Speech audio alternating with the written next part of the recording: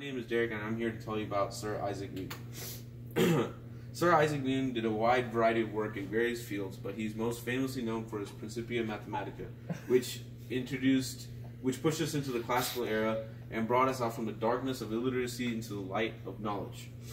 His works that were important in the Principia Mathematica were his new mathematical system, calculus. He established theories about gravity, and he also talked about the laws that govern motion.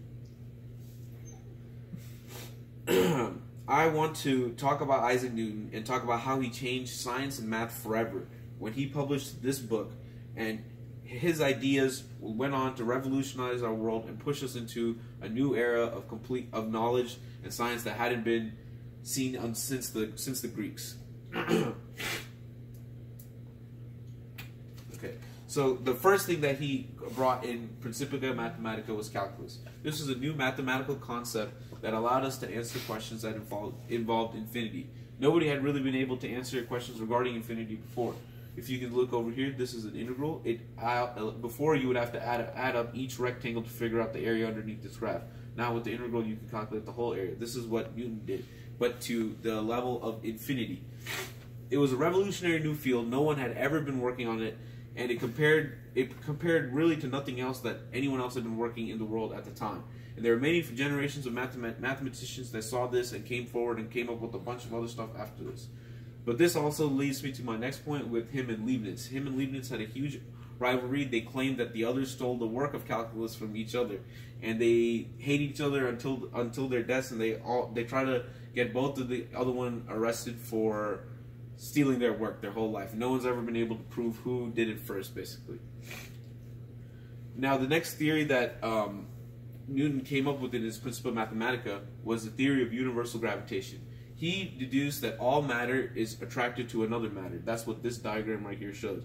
That masses, if you have a mass, you will be attracted to other mass. With this, it was huge. He was able to prove basically that gravity exists, that we are all on Earth because Earth is such a large mass that it attracts us to it. He proved Galileo right because Galileo had said that the Earth revolves around the sun, but people were asking how. How would the Earth revolve around the sun? What would make it so? And when Newton came up with the theory of universal gravitation, it proved that the sun was so big that its mass allowed the Earth to revolve around it, and that's what caused our solar system to be the way it is. He proved Galileo correct. Legends say that he thought of it whenever an apple fell on his head.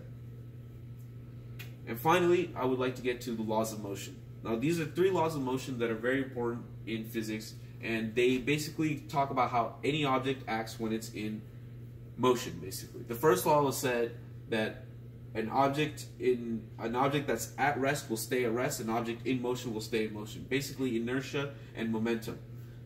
These laws were everything that we needed to figure out everything about momentum and inertia, and they went on to figure out a bunch of other formulas, and we use that to this day, even in our classes. The second law taught us how to figure out projectile motion in Newtonian mechanics like free body diagrams.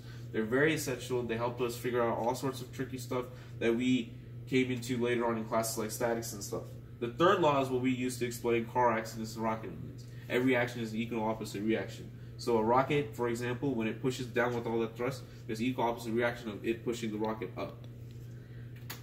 In conclusion, Newton was one of the most influential and important scientists that I think ever existed. His discoveries helped explain the rules of the world that we lived in, and I'd even say without Newton, today we'd probably still think that the Earth revolved, or the sun revolved around the Earth. Thank you.